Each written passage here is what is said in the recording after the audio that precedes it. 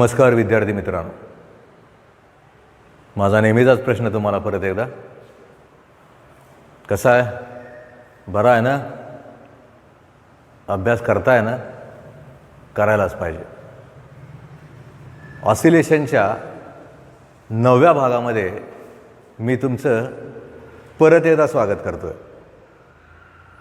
पहिला झाला, दुसरा झाला, असे करत करत करत करत आपण पुढे चाललोय. आणि आता खरं तर हा टॉपिक आपला शेवटच्या असणाऱ्या त्या वळणावर आहे. याच्यानंतरचा 1 तास झाला का आपला टॉपिकच संपतो. याचा अर्थ असा झाला, या टॉपिकचा अभ्यास करणं खरं सोपं आहे. आपण अनेक ठिकाणी अनेक पद्धतीनं त्या असणाऱ्या टॉपिकला बघत गेलो. आता खरं तर यातला हा थोडासा वेगळा भाग आहे, पण अगोदरच्या भागाशी आपल्याला कम्पेअर करून हा अभ्यासावा लागेल, त्याचा अभ्यास करावा लागेल. म्हणजे काय करावं लागेल? आपण काय केलं, अगदी सुरुवातीला विचार केला की जर समजा आपल्याकडे एखादा लाकडी ब्लॉक आहे, त्याला एक स्प्रिंग लावले, आपण एखादा फ्रिक्शनलेस सरफेस आहे, त्या असणाऱ्या ब्लॉकला आपण ओढलंय, सोडून दिलंय, तर तो जो ब्लॉक आहे तो या पद्धतीनं पुढं मागं करत राहील. जर समजा त्या ठिकाणी तिथं असणारा तो ब्लॉक या पद्धतीनं पुढं मागं करत राहत असेल, तर त्या ठिकाणी तिथं असणारा तो जो ब्लॉक आहे त्याची जी मोशन आहे ती झाली लिनियर सिंपल हार्मोनिक मोशन. त्यातल्या बऱ्याच जणांना प्रश्न आता असा पडणार की सर तुम्ही मागचंच परत का सांगताय?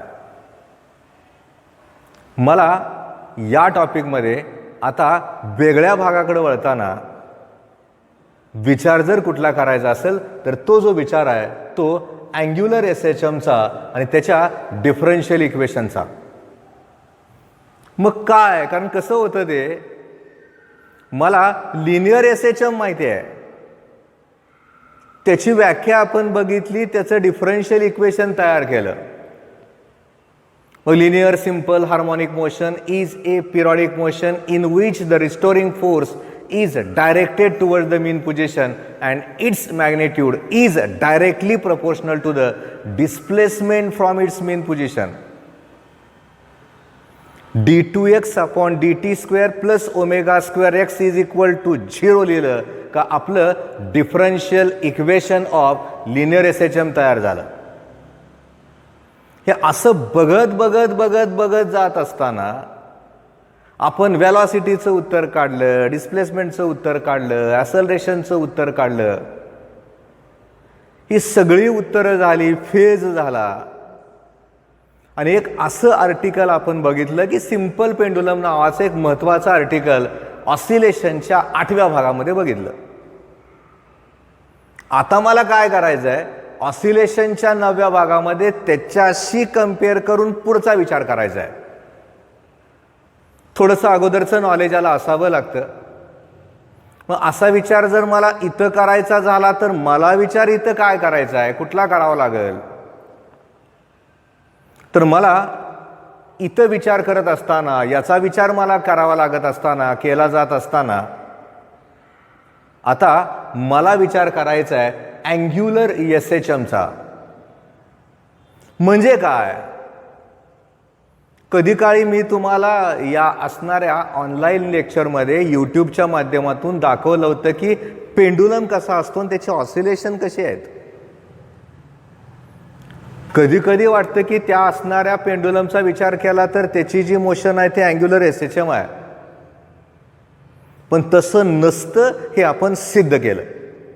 तो प्रश्न झाला, जर समजा मी आता तुम्हाला या ठिकाणी एक डेमो दाखवतोय.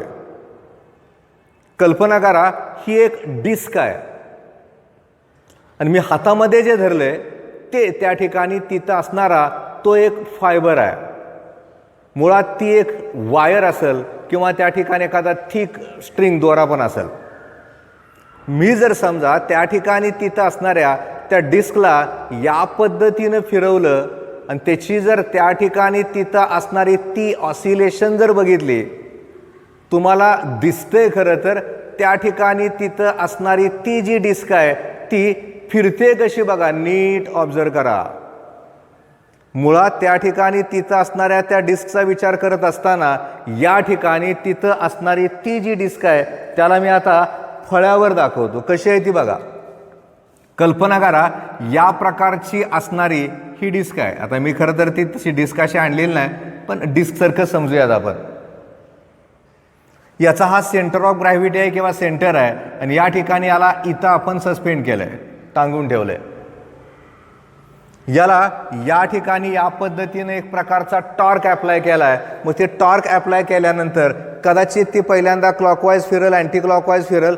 क्लॉकवाईज अँटी क्लॉकवाईज फिरत असताना ती त्याच मार्गातून फिरते.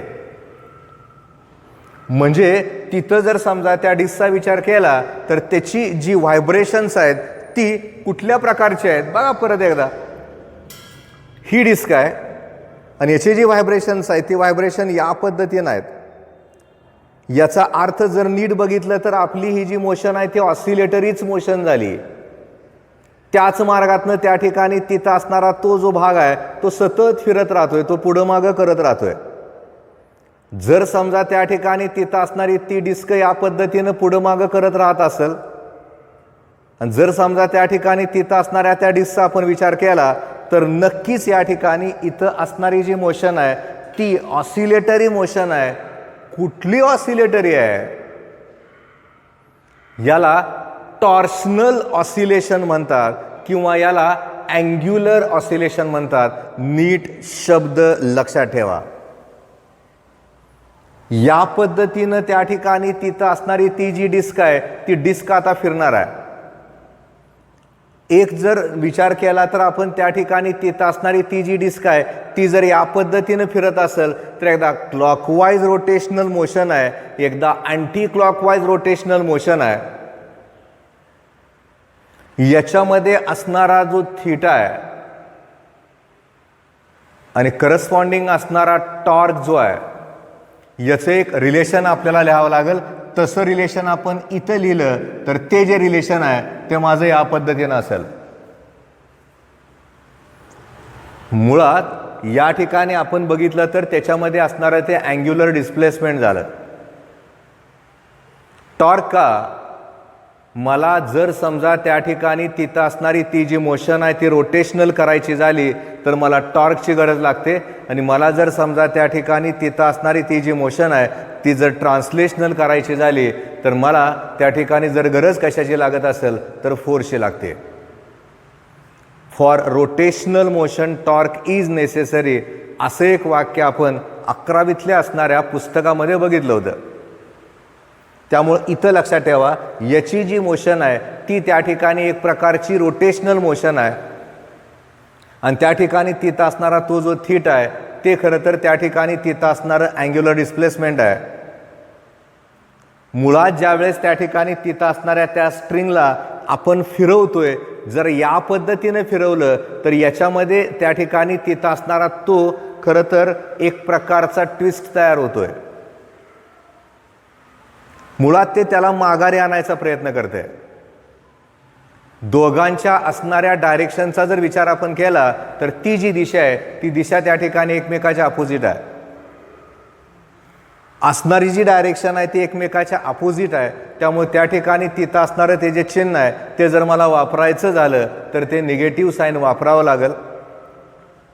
याचा अर्थ असा झाला, टॉर्क आणि अँग्युलर डिस्प्लेसमेंट दोघं एकमेकाला निगेटिव्ह आहेत. डायरेक्टली आहे, इक्वल टूकडं मला जायचं आहे. इक्वल टूकडं जाताना मला कॉन्स्टंट घ्यावा लागेल. त्या ठिकाणी तिथं असणारा तो जो कॉन्स्टंट आहे त्याचं नाव काय आहे याच्यावरनं कळतंय आपल्याला.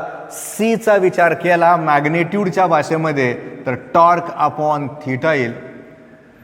याचा अर्थ या ठिकाणी इथं असणारा हा जो कॉन्स्टंट आहे याला torque per unit angular displacement या नावानं आपण नक्की ओळखू शकतो.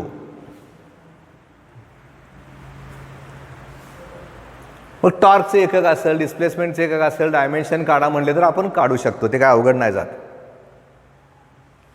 मला विचार जर सीचा करायचा झाला तर त्या ठिकाणी torque per unit angular displacement आहे.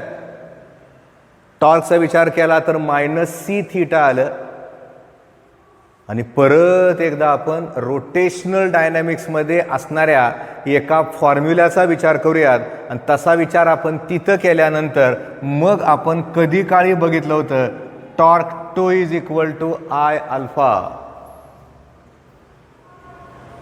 टॉर्कची किंमत माझी आय अल्फा आहे. ही किंमत आपण इथं ठेवूयात. वाटलं तर तात्पुरता आपण त्याला इक्वेशन नंबर 1 देऊयात. आणि जर समजा ती जी किंमत आहे ती इथं ठेवली तर इक्वेशन तयार झालं, I alpha is equal to minus C theta. Alpha म्हणजे काय आहे? अँग्युलर ॲक्सेलरेशन आहे. अँग्युलर ॲक्सेलरेशन म्हणजे काय? Rate of change in angular displacement with respect to time म्हणजे अँग्युलर व्हॅलॉसिटी. आणि rate of change in angular velocity with respect to time म्हणजे angular acceleration येतं.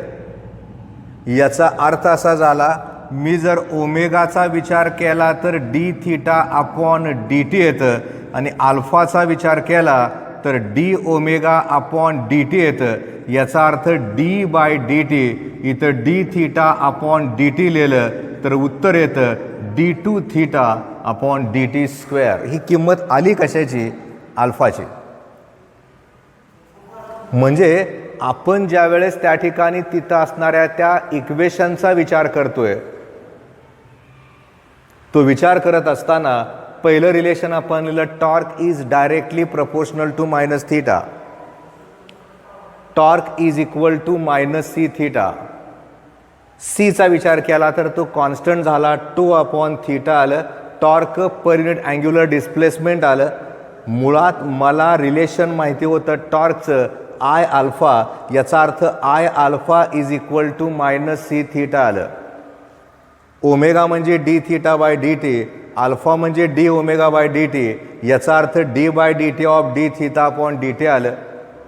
म्हणजे अल्फाचा विचार केला तर D two theta upon D T square आलं. आता ही जी किंमत आहे ती किंमत आपल्याला या ठिकाणी नक्की लिहिता येईल. याच्यावरनं एक इक्वेशन तयार करता येईल. कसं ते बघा. आता आपण काय करूयात, याला इक्वेशन नंबर 2 देऊयात. I alpha is equal to minus C थीटाला आय तसंच ठेवूयात आणि अल्फाच्या ठिकाणी d two theta upon D T square करूयात. Is equal to minus C theta झालं. त्याला इकडं घेऊयात म्हणजे I d two theta upon D T square plus C theta is equal to 0 झालं. म्हणजे d two theta upon D T square plus C upon I into theta is equal to 0 लिहूयात. हे differential equation of angular SHM झालं. आता याच्यामध्ये मग वेगवेगळ्या पद्धतीनं आपल्याला त्या ठिकाणी तिथं असणारी ती जी उत्तर आहे ती उत्तरं काढता येतात. मुळात आपण केलं कसं बघा, आपण डेमोचा आधार घेऊन त्या ठिकाणी तिथं असणारं ते इक्वेशन तयार करत चाललो. असं इक्वेशन इथं केलं जात असताना आपलं इक्वेशन तयार झालं, D two theta upon D T square plus C upon I into theta is equal to 0. जसं D two X upon D T square plus omega square X is equal to 0 हे differential equation of linear SHM आहे, तसं D two theta upon D T square plus C upon I into theta is equal to 0 हे differential equation of angular SHM आहे. हे जर असं इथं व्हायला लागलं तर याच्यावरनं आपल्याला काही टर्म्स सांगता येतील, काही एखादं इक्वेशन एखादं उत्तर काढता येईल. कसं उत्तर काढता येईल ते बघा आणि त्या ठिकाणी एखादं वाक्य तयार करता येते का ते पण आपण बघूयात. आणि तसं जर इथं बघायचं झालं तर कसं ते बघा. मुळात इथं जर बघितलं तर D two theta upon D T square is equal to minus C upon I into theta आलं. मग सहज मी प्रश्न तुम्हाला विचारला की आपण कशाच्या ऐवजी ठेवलं होतं, अँग्युलर ॲक्सेलरेशनच्या ऐवजी, अल्फाच्या ऐवजी. म्हणजे अल्फाचा विचार केला तर minus C upon I into theta आलं. आय, ज्याला म्हणतात moment of inertia, alpha angular acceleration, theta angular displacement. इथं जर बघितलं तर सी कॉन्स्टंट आहे, आय मोमेंट ऑफ इनर्शिया पण कॉन्स्टंट आहे, बदलणारं कोण आहे अल्फा आणि थीटा. याचा अर्थ असा झाला अल्फाला थीटा वजामध्ये का होईना मायनसमध्ये का असना डायरेक्टली प्रपोर्शनल आहे. जर समजा आपण अल्फाचा विचार केला तर ते अँग्युलर ॲसेलरेशन आहे जे टॉर्क ओरिएंटेड आहे. थीटा म्हणजे अँग्युलर डिस्प्लेसमेंट आहे. जर तुम्हाला हा प्रश्न विचारताना या पद्धतीने विचारला, define angular simple harmonic motion, तर आपल्याला त्याचं जे वाक्य आहे ते वाक्य कसं लिहावं लागतं ते बघा. Angular simple harmonic motion is defined as the oscillatory motion of a body in which torque for the angular acceleration is directly proportional to the angular displacement and its direction is opposite to the angular displacement. असं का, तर इथं negative sign आहे. म्हणजे आपल्याला त्या ठिकाणी तिथं असणारं ते परीक्षेमध्ये कसं विचारलंय त्याच्यावरून ते लिहावं लागेल. जशी आपण लिनियर सिंपल हार्मोनिक मोशनची डेफिनेशन पाठ केली तशी आपल्याला अँग्युलर सिंपल हार्मोनिक मोशनची सुद्धा पाठ करावी लागेल. वाक्य रिपीट करतोय, वाक्य नीट ऐका. Angular simple harmonic motion is defined as the oscillatory motion of a body in which torque for the angular acceleration is directly proportional to the angular displacement and negative असल्यामुळं and its direction is opposite to the angular displacement. म्हणजे आपल्याला तो प्रश्न कसा विचारलाय त्याच्यावरून त्या ठिकाणी तिथं असणाऱ्या त्या ज्या टर्म्स आहेत त्या नक्की लिहाव्या लागतील. आपण हा जो सगळा विचार आहे तो खरं तर त्या ठिकाणी तिथं असणाऱ्या या आर्टिकलच्या करस्पॉन्डिंग केलाय, त्याच्या अनुषंगानं केलाय. म्हणजे अँग्युलर एसएचएम असेल, त्याचं डिफरन्शियल इक्वेशन असेल, त्याच्यावरनं येणाऱ्या सगळ्या टर्म्स असतील, या सगळ्यांचा विचार आपल्याला या पद्धतीनं करता येईल, तो करावा लागतो, तो आपण करतोय. हे सगळं या पद्धतीनं इथं बघितलं जात असताना आता थोडासा आपल्याला वेगळा विचार करायचा आहे. कुठला तो बघा, ते एक वेगळा आर्टिकल आहे. म्हणजे आत्तापर्यंत आपण अँग्युलर एसएचएम म्हणजे काय ते बघितलंय, त्याचं डिफरन्शियल इक्वेशन काय येतं आहे ते पण आपण बघितलं. आणि मी तुम्हाला पूर्वीपासून सांगत आलो आहे, आत्ता पण सांगतोय, हे पुस्तकातनं वाचा. पहिल्यांदा टेक्स्टबुकचा आधार घ्या. एकदा टेक्स्टबुकमधनं तुम्हाला या सगळ्या गोष्टी कळल्यानंतर मग तुम्हाला त्या ठिकाणी असणारं जे आर्टिकल आहे ते जादा कॉन्क्रीट होईल. आता त्यांनी परत काय केलंय, बार मॅग्नेट व्हायब्रेटिंग किंवा व्हायब्रेशन म्हणूयात, vibrating in an external uniform magnetic field.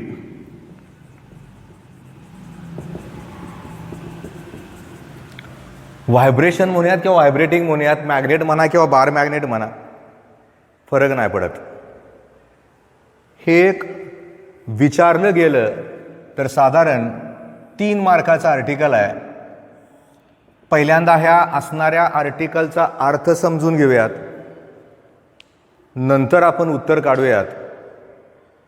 कसं ते बघा.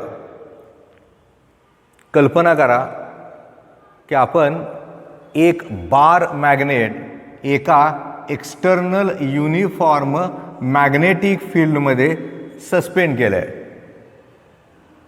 याचा अर्थ असा झाला त्या ठिकाणी तिथं असणारं ते जे मॅग्नेटिक फील्ड आहे ते जर युनिफॉर्म असेल तर त्याच्या ज्या मॅग्नेटिक लाईन्स ऑफ फोर्स आहेत त्या या पद्धतीनं एकमेकाला समांतर असतील. जे मॅग्नेटिक फील्ड आहे त्याचं जे मॅग्नेटिक इंडक्शन आहे ते बी एवढ्या अमाऊंटचं आहे. मुळात खरं तर या ठिकाणी इथं विचार केला तर याच्यावर एक फोर्स या दिशेला ऍक्ट होतो आणि तो या दिशेला ऍक्ट होतो. जर समजा ते जे मॅग्नेट आहे ते जर असा विचार केला आपण पृथ्वीच्या असणाऱ्या मॅग्नेटिक फील्डमध्ये आपण ठेवले ते दक्षिण उत्तर दिशेला असं स्थिर राहील. त्याला आपण दोरा बांधलाय आणि तिथं असणारं ते जे मॅग्नेट आहे त्याला जर आपण ऑसिलेट केलं तर ते सतत दक्षिण उत्तर दिशेला अलाइन करायचा प्रयत्न करताना त्याची जी व्हायब्रेशन्स आहेत ती या प्रकारची असतील. म्हणजे ती जी व्हायब्रेशन्स आहेत ती नक्कीच अँग्युलर SHM ची असतील.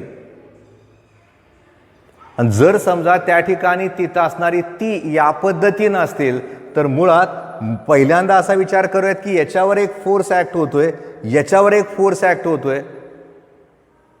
असा जर फोर्स त्या ठिकाणी तिथं असणाऱ्या त्या दोन पोलवर ऍक्ट होत असेल, दोघांचं मॅग्नेट्यूड सारखं आहे, दोघांच्या दिशा एकमेकाला अपोजिट आहेत, याचा विचार जर आपण केला तर त्याच्यावर एक प्रकारचा टॉर्क ऍक्ट होईल आणि तिथं असणारा तो जो टॉर्क आहे त्याचा विचार केला तर त्याची जी किंमत आहे ती -mb sin थीटा होईल. पण आपण पुस्तकाचा विचार केला तर ती μb sin थीटा होईल. म्हणजे काही पुस्तकामध्ये कॅपिटल एमचा वापर केलेला दिसेल. मग तुम्ही म्हणाल कुठलं आले हे आर्टिकल आहे, 11वीतल्या पुस्तकातलं आर्टिकल आहे. एखाद्या असणाऱ्या मॅग्नेटला एक्सटर्नल मॅग्नेटिक फील्डमध्ये जर आपण ठेवलं तर त्याच्यावर एक प्रकारचा टॉर्क ऍक्ट होतो. त्या टॉर्कचा विचार केला तर त्याची किंमत -mb sin थीटा येते. त्यातलं जे कॅपिटल एम सुरुवातीला दाखवलंय तो त्याचा मॅग्नेटिक डायपोल मोमेंट असतो. सिम्बॉल एमच्या ऐवजी म्यू वापरला तर हा जो म्यू आहे तो या ठिकाणी इथं असणारा मॅग्नेटिक डायपोल मोमेंट आहे. मॅग्नेटिक डायपोल मोमेंट म्हणजे मॅग्नेटची स्वतःची ताकद. It is the product of either one of the pole strength and magnetic length is called as magnetic dipole moment. असं आपण कधी काळी कुठं ना कुठं बघितलेलं असते, ते तिथं आपण बघतोय. बी म्हणजे काय, ज्या कुठल्या एक्सटर्नल मॅग्नेटिक फील्डमध्ये आपण त्या तिथं असणाऱ्या मॅग्नेटला टांगून ठेवलंय तिथलं असणारं ते मॅग्नेटिक इंडक्शन झालं. बी मॅग्नेटिक इंडक्शन आहे. म्यू म्हणजे मॅग्नेटिक डायपोल मोमेंट आहे. थीटा म्हणजे तिथं असणारं अँग्युलर डिस्प्लेसमेंट आहे. निगेटिव्ह साईन का तर दोघांची दिशा एकमेकाला अपोजिट आहे. प्लस करा आणि पुन्हा मायनस करायच्या ऐवजी मी सुरुवातीलाच मायनस मी मुद्दामून लिहिलंय. मग आपण असा विचार करूयात की त्या ठिकाणी तिथं असणारा तो जो थीटा आहे तो थीटा अतिशय लहान आहे, तर मग मात्र sine theta nearly equal to theta होईल. मागं केलंय आपण असं. मग टॉर्कचा विचार केला तर त्या ठिकाणी -μb इंटू थीटा येईल. परत एकदा आपण विचार करूयात की टॉर्कचा काय फॉर्म्युला आपण बघितला होता. टॉर्क म्हणजे I alpha is equal to -μb into theta. याचा अर्थ alpha is equal to μb upon I into theta झालं. अल्फा म्हणजे अँग्युलर ॲक्सलरेशन आहे, म्यू म्हणजे मॅग्नेटिक डायपोल मोमेंट आहे, बी म्हणजे मॅग्नेटिक इंडक्शन आहे, आय म्हणजे मोमेंट ऑफ इनर्शिया आहे. याचा अर्थ असा झाला alpha is directly proportional to -theta. म्हणजे जर समजा एखाद्या बार मॅग्नेटला एक्सटर्नल युनिफॉर्म मॅग्नेटिक फील्डमध्ये आपण ठेवलं तर त्याची जी व्हायब्रेशन्स आहेत ती नक्कीच अँग्युलर SHM चे आहेत. शो दॅट म्हणल्यानंतर आपण नक्की या पद्धतीनं इथं सांगू शकतो alpha is directly proportional to minus theta. Show that a magnet vibrating in an external magnetic field performs angular SHM किंवा angular oscillation, तर तिथं आपण याचा वापर नक्की करू शकतो. पण त्याने असं विचारलंच नाही. त्याने जर प्रश्न असा विचारला, obtain an expression for period of a magnet vibrating in an external magnetic field, तर उत्तर काढायचं कसं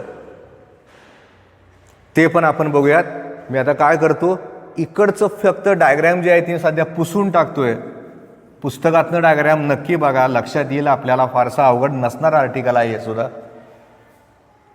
मुळात इथं अल्फा इज इक्वल टूचं जे रिलेशन आहे ते लिहिताना alpha upon theta is equal to MB upon I असं लिहितो मी. निगेटिव्ह साईन का नाही लिहिलं, तर याचं मी मॉड घेतलं, त्याचं मॅग्नेट्यूड घेतलं. आता एमच्या ऐवजी आपण म्यू वापरतोय. सिम्बॉलमध्ये व्हेरिएशन नक्की येणार आहे, थोडं कन्फ्युजन टाळा. CETच्या काय पुस्तकात कॅपिटल M वापरतील, काही ठिकाणी म्यू वापरतील. आत्ताचं पुस्तक तर आपलं बोर्डाचं आहे, त्याच्यात म्यू वापरले, परीक्षेत म्यूच वापरायचं. आता अल्फा अपॉन थीटा याचा अर्थ असा झाला, या ठिकाणी आपल्याला अँग्युलर ॲक्सलरेशन अपॉन डिस्प्लेसमेंटची किंमत मिळाली. मुळात मी जर टीचा विचार केला तर टीचा फॉर्म्युला आपला मूळ काय आहे, 2π अपॉन ओमेगा. आता हा फॉर्म्युला याच्यासाठी काय लिहायचा, आपण अगोदरच्या आर्टिकलचा विचार केला लिनियर SHMचा, तर अँग्युलर डिस्प्लेसमेंट ओरिएंटेड ते आपण लिहिलं होतं. इथं लिहिताना मात्र आपल्याला angular acceleration per unit displacement असं लिहावं लागेल. म्हणजे इथं लिहिताना आपण लिहूयात अँग्युलर ॲक्सलरेशन पर युनिट अँग्युलर डिस्प्लेसमेंट. म्हणजे टीचा विचार केला तर 2π अपॉन, इथं जर बघितलं तर म्यूबी अपॉन I आलं, कारण हिथं angular acceleration upon angular displacement. Alpha upon theta, alpha म्हणजे अँग्युलर ॲक्सलरेशन, थीटा म्हणजे अँग्युलर डिस्प्लेसमेंट. त्यामुळे टीची किंमत आपली अशी आली. याच्यावरनं टीचं जर उत्तर लिहिलं तर 2π under root I upon mu into B आलं. आणि हा एक फॉर्म्युला तयार झाला जो पिरियडचा फॉर्म्युला झाला. म्हणजे obtain an expression for period of a bar magnet vibrating in an external uniform magnetic field असं जर विचारलं तर T is equal to 2π under root I upon mu into B येईल. याच्यावरनं आपण फ्रिक्वेन्सीचं पण उत्तर नक्की काढू शकतो. आणि तसं जर त्या ठिकाणी तिथं असणाऱ्या फ्रिक्वेन्सीचं उत्तर जर काढायचं झालं तर ते उत्तर तिथं काढलं जात असताना नक्कीच एनचा जो फॉर्म्युला आहे तो इथं वापरावा लागेल. एनचा फॉर्म्युला 1/T आहे. एनचा फॉर्म्युला इथं 1/2π आलं, अंडर रूट आलं, म्यू बी अपॉन I आलं. हे फ्रिक्वेन्सीचं उत्तर झालं. कधी कधी काय करतात, एका मॅग्नेटच्या ऐवजी 2 मॅग्नेट्स घेतात आणि ती 2 मॅग्नेट्स वापरत असताना समजा हे 2 मॅग्नेट्स आहेत, ते जर समजा या पद्धतीनं आपण घेतले आणि त्याला आपण बांधलं, Nला N, Sला S, आणि त्याला जर दोरी बांधून जर आपण पिरियडचं उत्तर काढायचं ठरवलं किंवा टीचा फॉर्म्युला बघितला तर तिथं लक्षात ठेवा T is equal to 2π under root I upon μ1 plus μ2 into B. Like poles together करून जर समजा त्या ठिकाणी तिथं असणाऱ्या 2 मॅग्नेटचा विचार करून पिरियडचं उत्तर काढायचं झालं तर 2π under root I upon μ1 plus μ2 into B करावं लागेल. त्याला जर असं उलटं केलं आपण, Nला S आणि Sला N केलं आणि पिरियडचं उत्तर काढायचं ठरवलं तर टीचा जो फॉर्म्युला आहे तो 2π येईल, अंडर रूट येईल I upon μ1 minus μ2 into B येईल.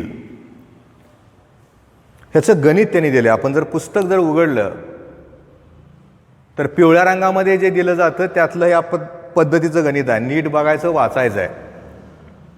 म्हणजे आज आपण आत्ताच्या लेक्चरमध्ये जे बघितलं, काय काय बघितलं आपण, अँग्युलर SHM म्हणजे काय ते बघितलं, त्याचं डिफरन्शियल इक्वेशन बघितलं, त्याच्यावरनं डेफिनेशन तयार केली.